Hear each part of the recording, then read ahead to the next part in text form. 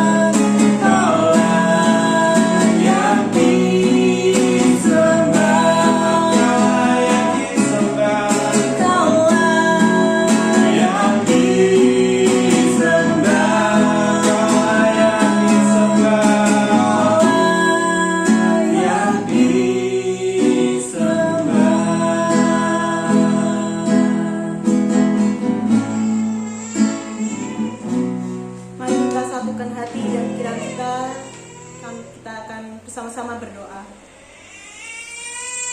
Tuhan Allah Bapa kami yang bertata dalam kerajaan surga, terpujilah nama-Mu Tuhan. Kami mengucap syukur Tuhan buat setiap berkat, setiap kasih setia-Mu, setiap penyertaan-Mu, setiap keselamatan yang sudah Engkau beri pada kami masing-masing untuk kami Tuhan, para jemaat-Mu di GBI Sobat Setia ini Tuhan. Kami juga mengucap syukur Tuhan, kami diberi kesempatan Tuhan untuk bisa mengadakan ibadah online ini Tuhan bersama-sama. Dan kiranya Tuhan kami mohon untuk tuntunan dan penyertaan-Mu Tuhan, supaya kami dapat mengikuti ibadah ini dan kami dapat memuji muliakan nama-Mu serta mendengarkan firman-Mu Tuhan. Tuhan, Engkau selidiki hati kami satu persatu dimanapun kami berada Tuhan, dan Engkau juga berkati kami hamba-hamba-Mu yang memberikan pelayanan ini Tuhan. Kiranya Engkau sendiri yang menolong dan menyertai kami Tuhan. Dalam nama Tuhan Yesus kami sudah berdoa dan mengucap syukur. Haleluya, amin. Shalom. Shalom. Kami akan mengajak lagi jemaat, Bapak Ibu Saudara untuk bersukacita, untuk memujikan nama Tuhan kembali dengan pujian Kumasuki Gerbangnya. Boleh sambil tepuk tangan walaupun di rumah saja.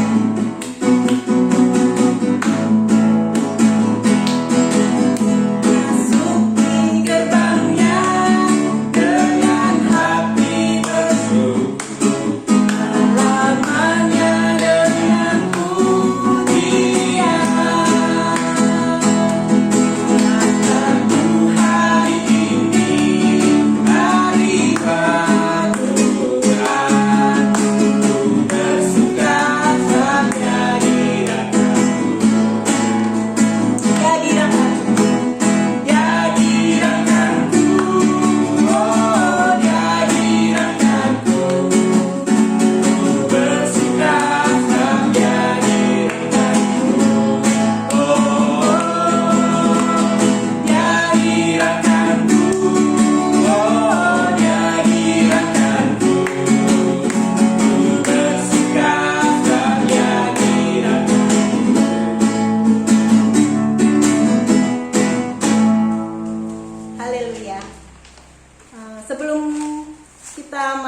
dalam renungan pada ibadah online saat ini, mari kami mengajak Bapak Ibu Saudara untuk kembali memujikan nama Tuhan, untuk kita sama-sama mengingat bahwa tiada Tuhan lain selain Tuhan Yesus, Tuhan kita. Dan jangan pernah mengandalkan manusia, dan andalkanlah Tuhan dalam segala hal, dalam segala keadaan. Mari kita menyanyikan lagu Selain Kau Tiada Yang Lain.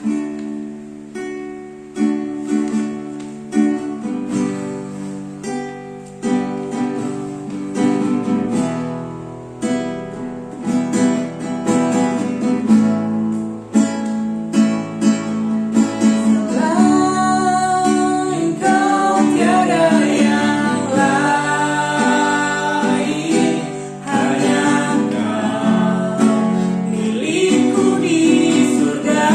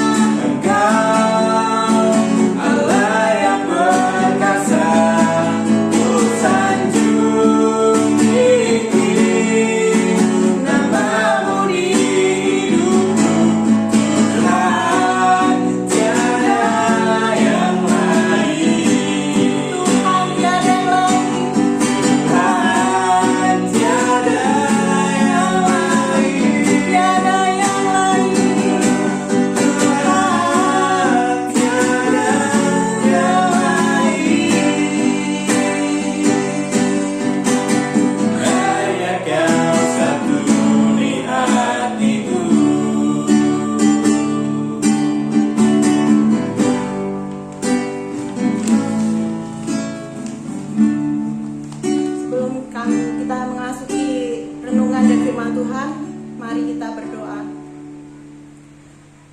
Tuhan Allah Bapa kami yang bertata dan berkata surga, Tuhan, terima kasih Tuhan, kami sudah diberi kesempatan Tuhan untuk memuji dan memuliakan nama-Mu. Tuhan, kami mohon pada kesempatan hari ini Engkau menilik hati kami Tuhan, untuk kami menerima firman dan berkat-Mu Tuhan pada sore hari ini. Dan kiranya Engkau juga melindungi dan memberkati hamba-Mu yang akan menyampaikan renungan pada kesempatan hari ini. Tuhan, terima kasih Bapa, kiranya Engkau yang melindungi dan memberkati jemaat-jemaat-Mu dimanapun mereka berada. Dalam nama Tuhan Yesus kami sudah berdoa dan mengucap syukur. Haleluya, amin.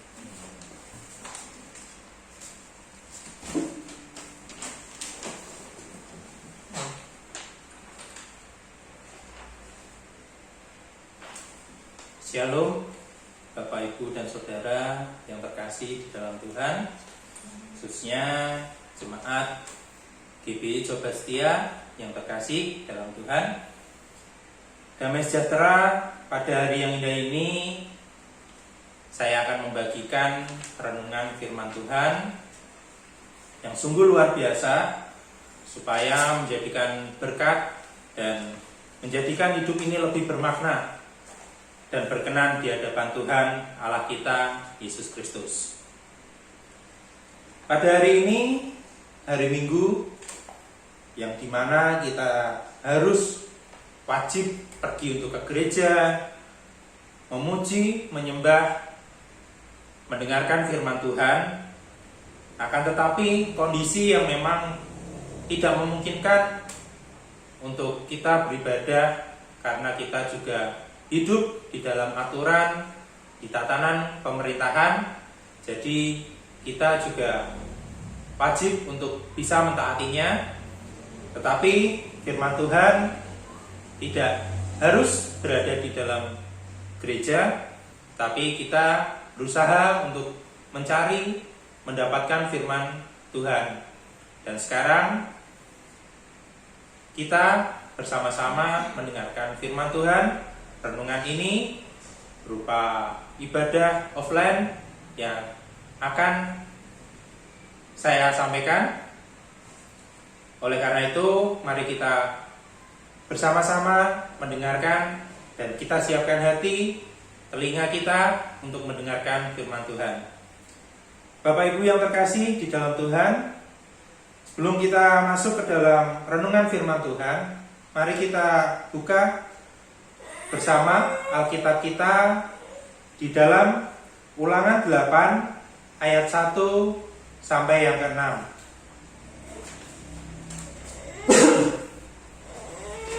Ulangan 8 ayat 1 sampai yang ke-6. Saya akan bacakan. Bersyukur kepada Allah karena kebaikannya.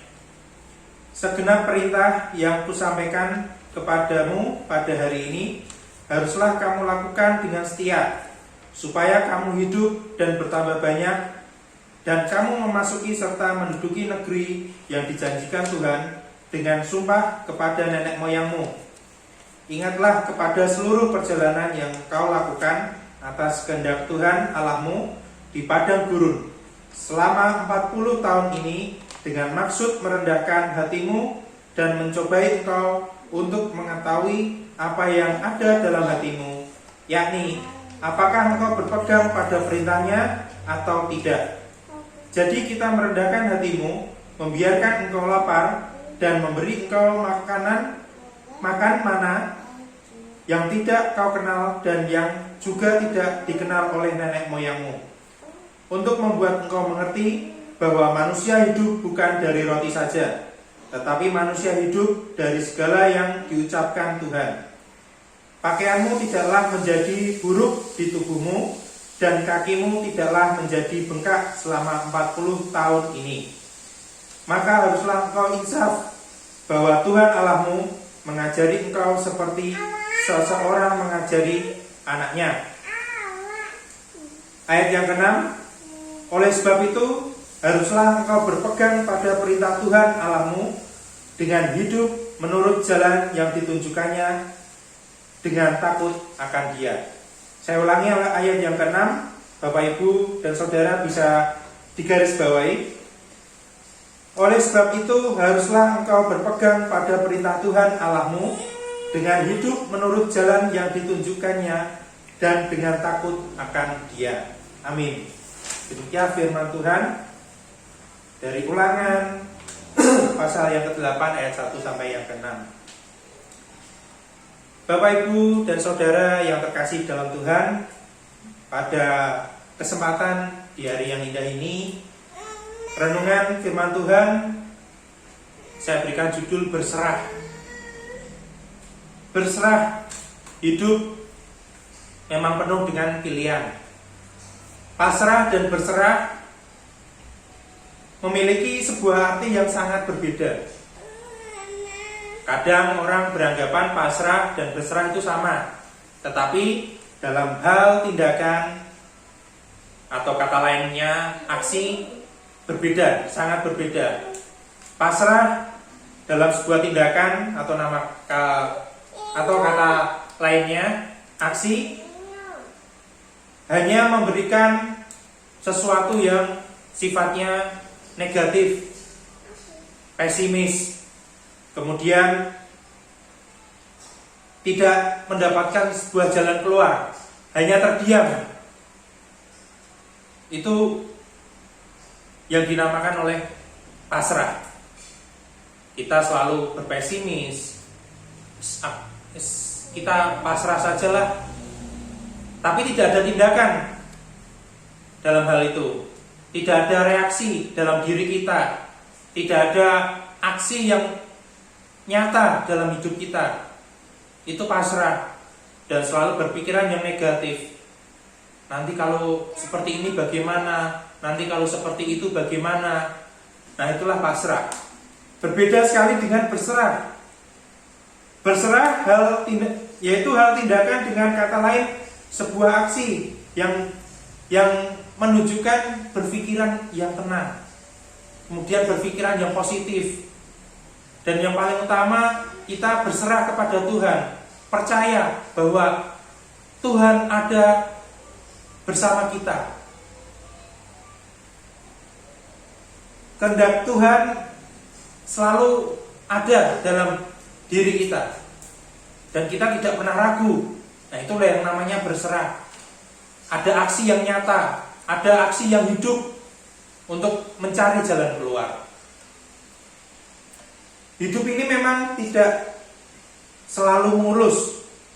Kadang ada riak-riak kecil, kadang juga ada badai besar yang menerjang perahu kita. Gelombang yang besar menerjang perahu kita, keluarga kita. Mungkin di tahun ini banyak yang mengalami hal-hal yang buruk, namun kita berpegang kepada Ayub. Mengapa Ayub? Ayub banyak sekali mendapatkan berbagai macam cobaan, berbagai macam rintangan.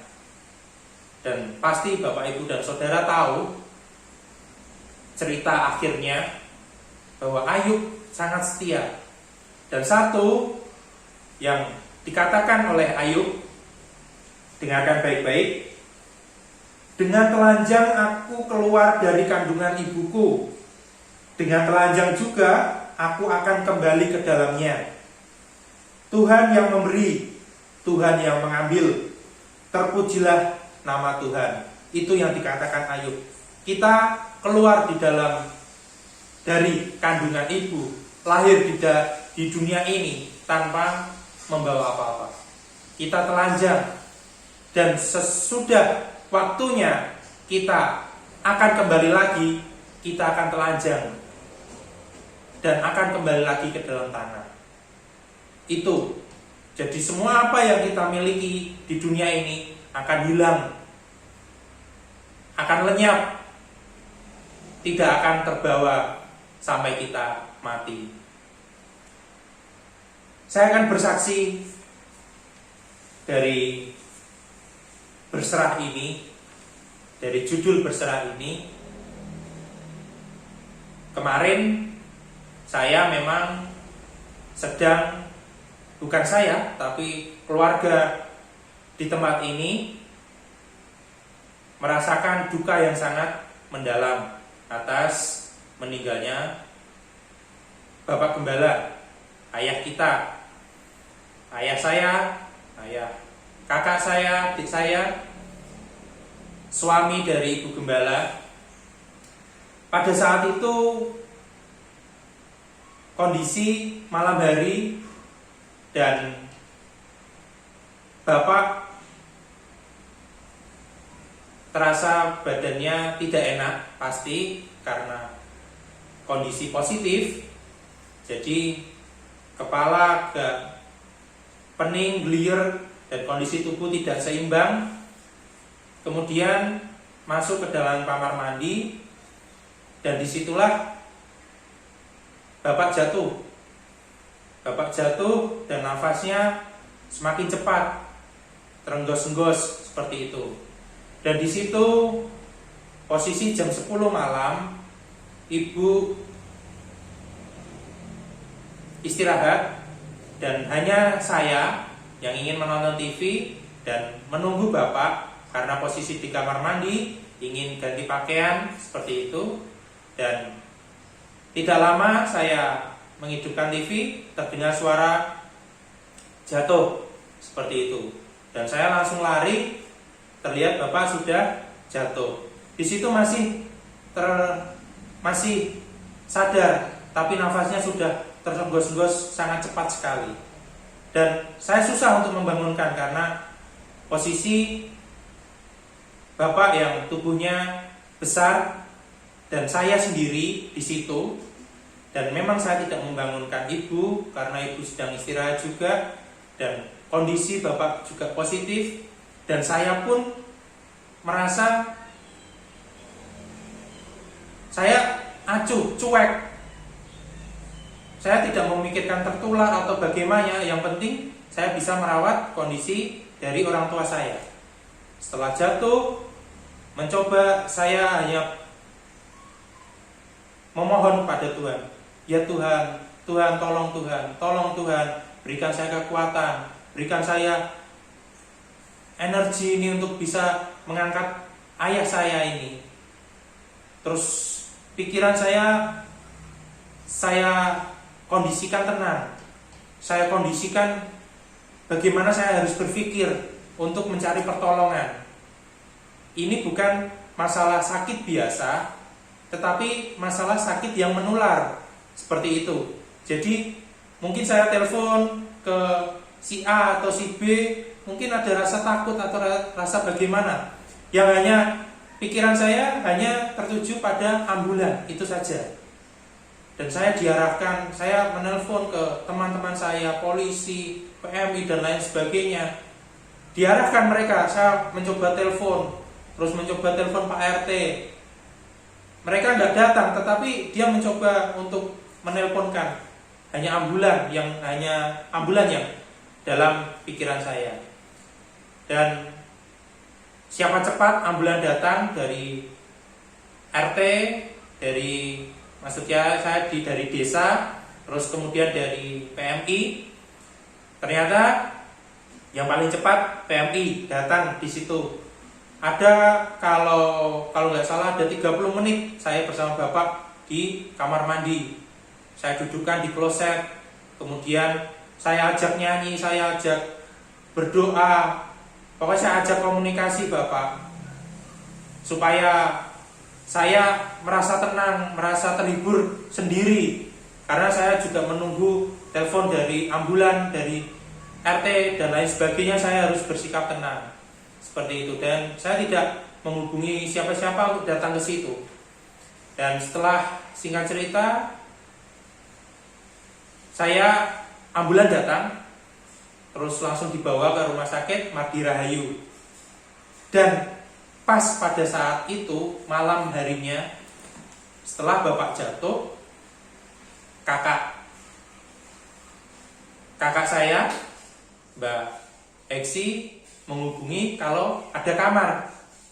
Sebelumnya memang mau menghubungi kalau ada yang kosong, karena biar ada perawatan seperti itu. Ternyata pas Bapak jatuh, dia menghubungi pas ada, tapi kondisi Bapak jatuh, tidak kondisi pas Bapak sehat.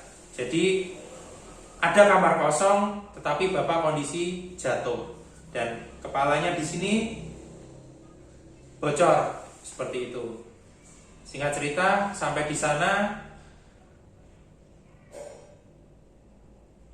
kondisi semakin memburuk karena nafasnya selalu terenggos-enggos dan kondisi rame, terus kemudian ada jahitan berupaya untuk miring gitu, dan nafas ini harus dibantu dengan oksigen, dengan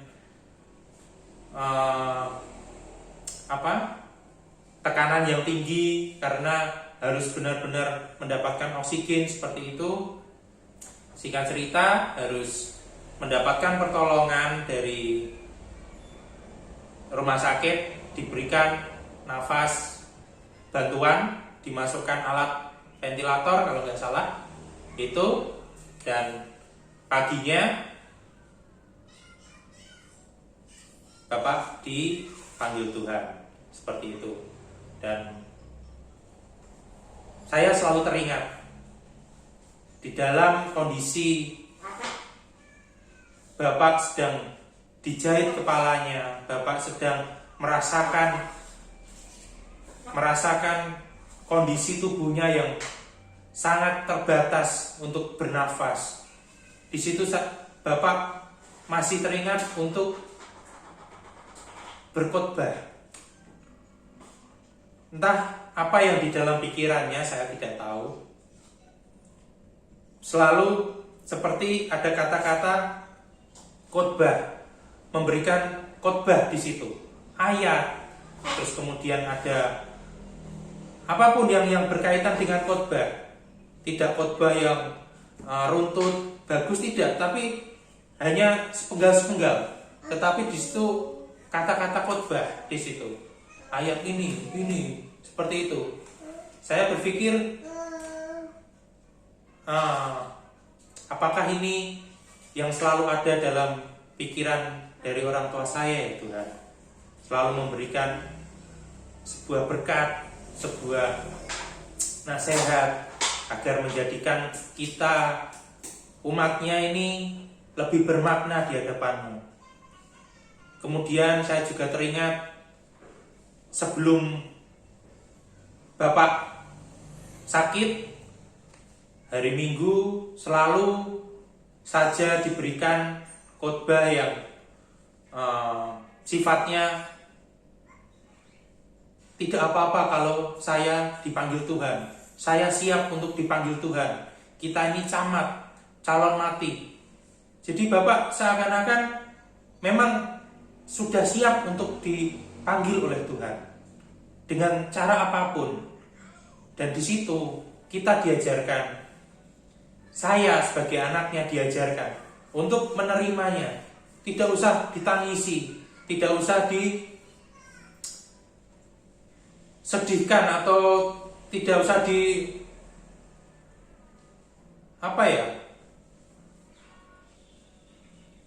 tidak terimalah seperti itu kalau Bapak dipanggil Tuhan.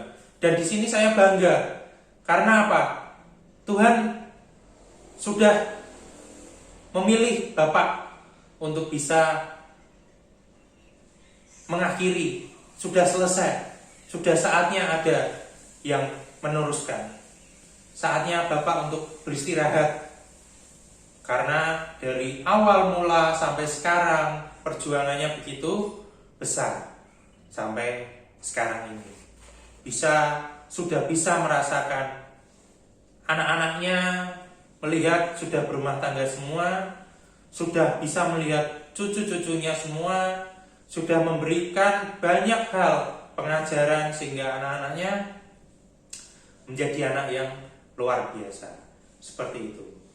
Dan terakhir, pada saat sudah dimandikan, mau dimasukkan ke peti jenazah,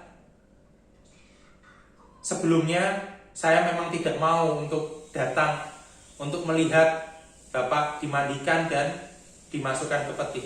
Karena saya sangat hati ini begitu mengganjal, tidak rela, tapi di situ Tuhan gerakkan. Kamu akan menjadi penerusnya. Jadi kamu harus menghadapi situasi yang tidak kamu inginkan, situasi yang memang tidak kamu impikan selama ini. Itu situasi yang memang sangat berat.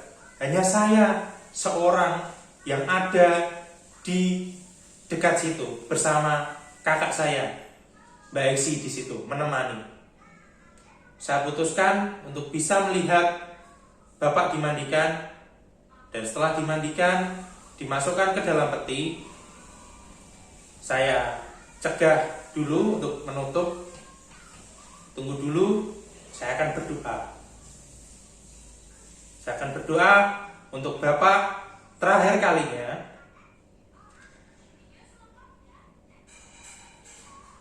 Kemudian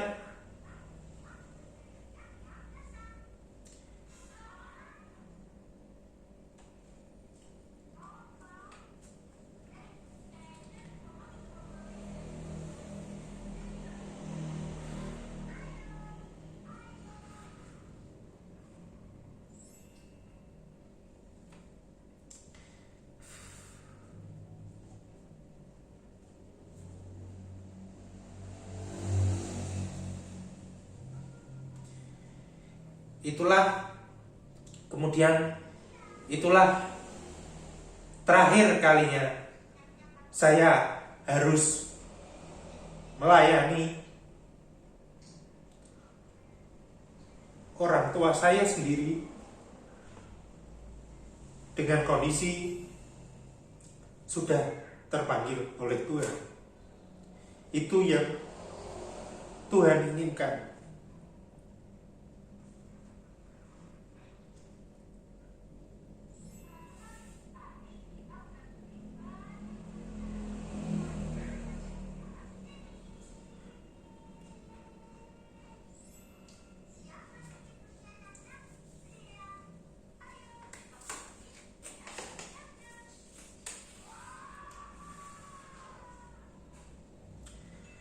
Dan dari situ saya mendapatkan pengajaran bahwa Tuhan akan memberikan sesuatu yang indah, sesuatu yang bermakna untuk hari ke depan. Walaupun saya tidak menginginkan hari itu, bahwa saya ingin melayani, memberikan berkat yang indah-indah untuk jemaat khususnya. Tetapi pada saat itu saya harus melayani, saya harus mendoakan orang tua saya sendiri, gembala sidang saya sendiri dalam kondisi terpanggil oleh Tuhan. Itu adalah rasa yang sangat beban untuk saya. Tapi di situ, setelah saat itu rasanya lega, karena kondisinya memang Tuhan kuatkan. Dan saya selalu ada dalam pikiran saya, Bapak siap untuk dipanggil oleh Tuhan, Bapak siap untuk terpanggil oleh Tuhan. Dan di situ saya selalu dikuatkan. Di situ saya selalu teringat dengan kata-kata Bapak. Jadi janganlah kamu bersedih. Kenapa kamu bersedih? Karena Bapak ini sudah siap, tidak memiliki tanggungan apapun di dunia ini. Jadi gak usah kamu bersedih. Disitulah kuncinya. Sedih begini wajar karena selalu teringat, tapi tidak membuat down saya, stres atau bagaimana, atau entah apa, harus saya tidak mau makan dan lain sebagainya. Tidak, saya harus mampu untuk melakukannya. Ditambah dengan kondisi kakak yang juga positif, kondisi adik yang juga positif, suaminya juga positif, kemudian ibu saya juga sedang harus harus dalam kondisi fit juga, tapi tidak positif. Puji Tuhan, istri saya negatif dan saya harus bolak-balik memberikan oksigen kepada kakak saya, kemudian memberikan makanan, mengantarkan ke rumahnya, seperti itu. Dan itu kalau saya down, saya tidak bisa memberikan yang terbaik untuk keluarga saya. Dan saya selalu teringat, selalu dikuatkan oleh Tuhan bahwa inilah saatnya, momen yang akan indah pada waktunya di masa yang akan datang. Seperti itu. Demikian, mungkin maaf Bapak, Ibu, dan Saudara sekalian, saya terbawa suasana. Tapi dari sinilah saya tergerak, saya begitu semangat untuk bisa melayani Bapak, Ibu, dan Saudara jemaat GBI Sobat Setia. Rasul Petrus mengatakan, kuasailah dirimu dan jadilah tenang, supaya kamu dapat berdoa.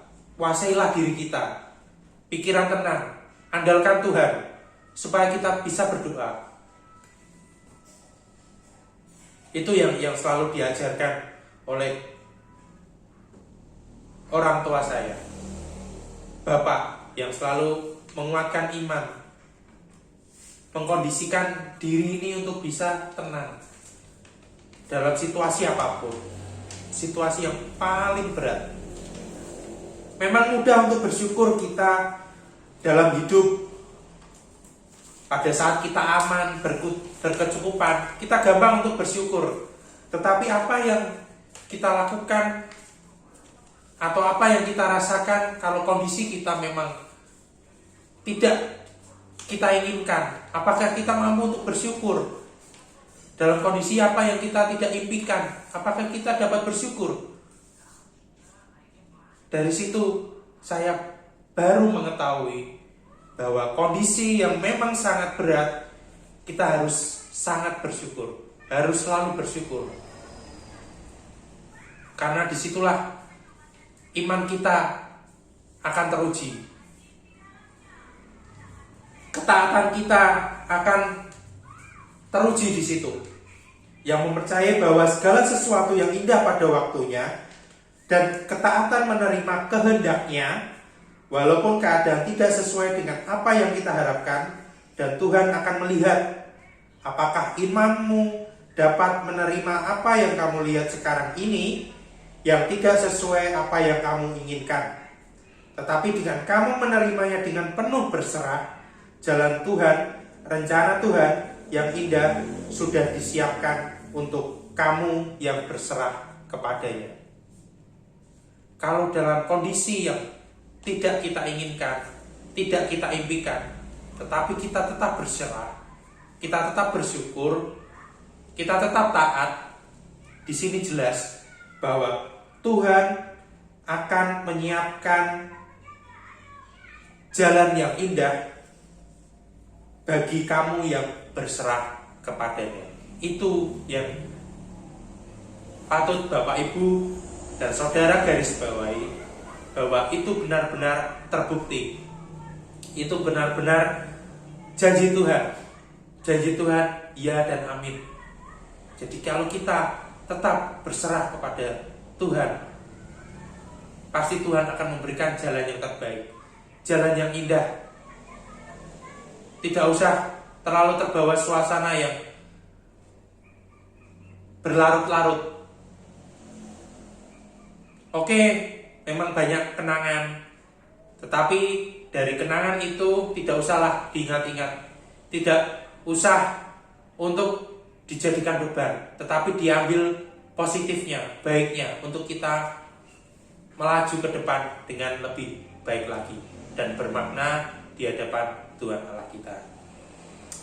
Amin. Tuhan Yesus memberkati.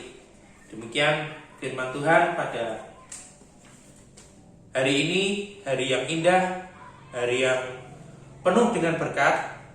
Semoga renungan firman Tuhan pada hari ini dapat menjadikan berkat dan pedoman untuk Bapak, Ibu, dan Saudara Jemaat GB Sobat Setia untuk melakukan hal-hal yang bermakna, hal-hal yang berkualitas di hadapan Tuhan Allah kita, Tuhan Yesus Kristus. Kami kembalikan ke pembawa acara.